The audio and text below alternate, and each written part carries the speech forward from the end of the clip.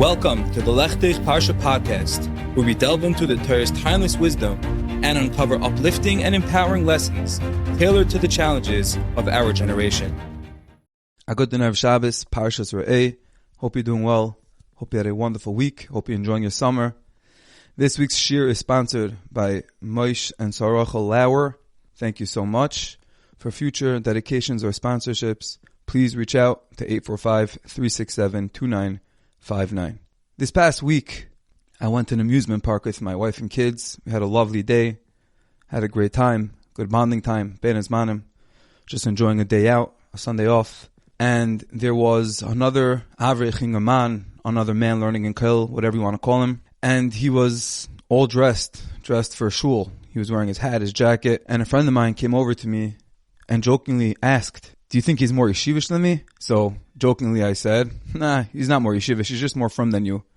And he laughed and we moved on. And then a couple of days ago, I was having a discussion with my mother and we were discussing this dialogue, the joke, what I said. And as we were talking, it became more apparent to me that it wasn't really a joke. The joke that I said that he's more from, it's true.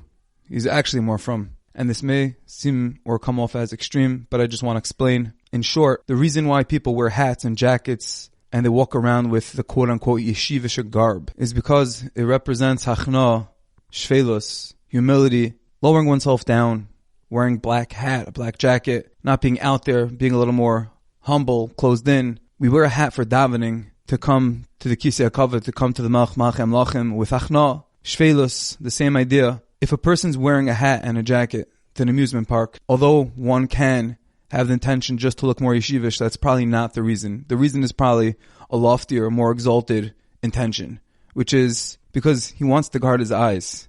A hat reminds us that there's someone on top of us. That's the Indian of a kippah, a yarmulke, yirei malka, to remember that there is a higher power, that we're not just here to do and look and say what we want. There's someone on top of us. There's an Eibush there on top. Ayin roya, oizen shamas.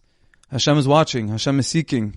He's looking who's really committed to him. He's looking to see who's going to fight. And although one, of course, can fight without a hat, I'm not trying to bring out the Indian or importance of wearing a hat in an amusement park or even for davening. That's not what I'm here to say. I'm here to say that if a person's wearing a hat, he's wearing a jacket in an amusement park, when it's hot outside, when everyone else is sweating and complaining about the heat, when a Yid shows up in his garb, while it may look bizarre or funny to a guy, to Western civilization, to a Yid, we should realize that he's not trying to fake anyone. He's not trying to look a certain par. He's trying to be the most authentic. It's coming from a place of tmimuskait. It's coming from a place of purity. It's coming from a place of real recognition that there's a higher power. And when that brim is down over his eyes, or he feels the heaviness of the hat on top of his head, and there's someone walking by, or there's something playing, and that reminds him, the hat tells him, wait, there's someone on top of you. My brim is down. I can't see so well. Should I pursue or should I restrain? Am I going to be resilient or am I going to fail? It's a reminder. It serves as a reminder. And definitely when people are making negative remarks, when people are even making jokes,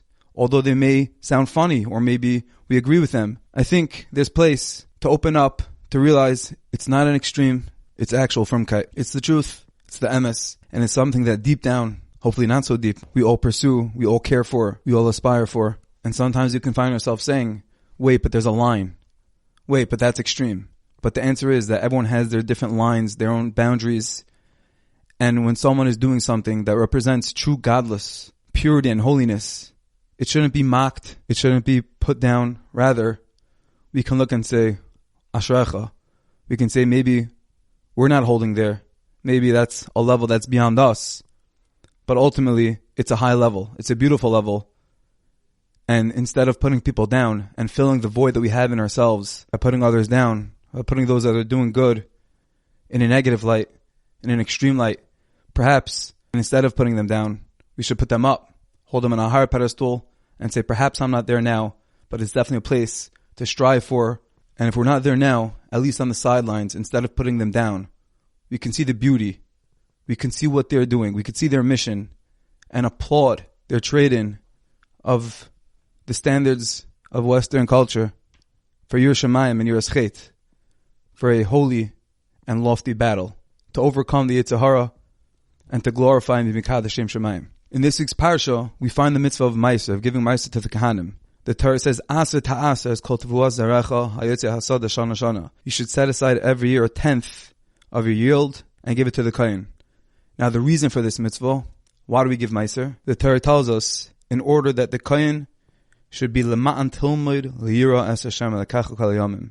Give these tithes, give the Meiser to the Kohen, says the Ramban, in order that the Kehanim should be able to detach themselves from all worldly matters, not have to worry about Parnasa, and just be able Lilmay Delira, to learn Lishma, and to have more Yira Shemayim for Hashem. That is the reason, says the Torah itself, for the mitzvah of Meiser. Now it's very interesting. The Gemara in Taanis tells us, the famous pasuk, B'chanuni no b'zois Omar Hashem tzavakos. That Hashem says, you can test me with this mitzvah. You give Meiser, and I'll do my part. What's my part? What's Hashem's part? What's the divine promise? Varikoisi bracha ad blidai. I'm going to bestow upon you bracha, blessing ad blidai. That there's no limit, limitless bracha. From here it emerges that the reason why Hashem is willing to give all the bracha in the world to anyone who gives Meiser is in order that they should facilitate and increase more Torah learning, more Torah lishma, pure, holy, unadulterated Torah, and more Yira Shemayim, more heavenly fear. The Chassam Sofer says the reason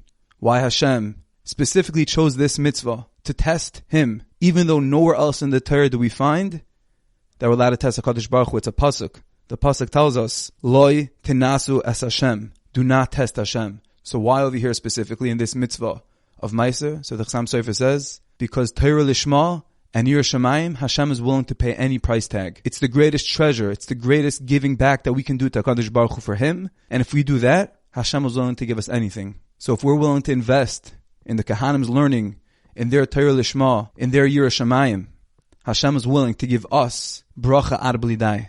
It's not only the Torah and the Yira Shemayim of the Kahanim that Hashem beseeches. Rather, it is the Torah and Yira Shemayim, the constant battle, the constant fight against the Yetzer Hara to learn more Torah, to have more Yira Shemayim. This applies, of course, to men and applies to women as well. Letting their husbands learn, helping their kids, steigen learning, grow in Yira Shemayim. What it means to be Shomer Einayim. We have all these new initiatives out there. There's Vayimayin. Tens of thousands of people are watching these videos for Shmiras Einayim. The whole world is involved. Why? Because it's a struggle. And we all know it's a struggle. And the Torah is telling us that Hashem is willing to bestow all of the bracha in the world. The harikaisi bracha ad blidai. Who wants to be zeicha to that? That Hashem should tell you, I'm willing to bestow on you everything. For what? For more Yira Shemayim, for more Torah Lishma. When we help ourselves, our family, our husbands, our wives, our grandparents, our cousins and friends, our neighbors, with more Torah, with more Yira Shemayim. It's not just sitting by a Gemara. It's not just closing your eyes. It's raising awareness. It's being Marbek Kavod Shemayim. It's inculcating Hashem's presence into the lives of everyone around us, creating an Eima of fear and the Simcha. Gilu Bir'ada. We're about to go into El. Gilu Bir'ada. Rejoice in awe, in fear. There's two aspects, and it's possible to have both. As we go into Shabbos Mevarchim, Chodesh El, we begin the journey through El, Yom Neroim, Sukkot, the Yerach Sanim, the highest month of the year. Let's not forget, it boils down to more Torah, more Yira Shemayim. Something that we know, we heard the Shmuz already. We already heard the Chizik, we already went to the Asifa. It's never enough. These things are Tzrichim Chizuk Tamid. They constantly need more and more Chizik, to be more inspired, to hear it again, because Hashem is willing to give everything for it. And we can't forget that bracha. We can't forget Varikaisi bracha ad blidai, and we can't forget that we need to do our part in order to tap in, to be zeicha, to merit that bracha. The Eibush is a helping, all of us that are willing to fight, willing to step up to the plate, to increase our own Yira Shemayim, our own Yira Schet, not just for ourselves, but for others as well, to bring Hashem's presence into all of our lives. Even when sometimes it might be uncomfortable, it might be hot, it might be looked or perceived as strange, bizarre, not in compliance with social standards, especially of Western civilization, it's okay. We say that on Purim, but it's an application for the entire year, that we should not be embarrassed or ashamed forever. We operate differently. We have a different standard. We're governed by a different rule book, by the Torah Kedosha. And the Torah wants us to increase no matter what. In our Avodah, in our Torah, in our Yira, this investment is one not to miss. Because if you ever want to be zeicha to all the bracha in the world, bracha ad bli dai, this is where it's at. May we be zeicha all to increase, to bring Hashem's Shechina into our lives, into others, to be mar b'kavod shemayim, go into El Yam and Iram with a chizik, with connection, excitement, and bring nachas to HaKadosh Baruch Hu, and may we be all zeicha to the bracha of Arikaisi bracha ad bli dai, the bracha of never-ending bounty from the ultimate bestower of all good. I hope you enjoyed. I thank each and every one of you for listening, and I wish you all a wonderful Shabbos.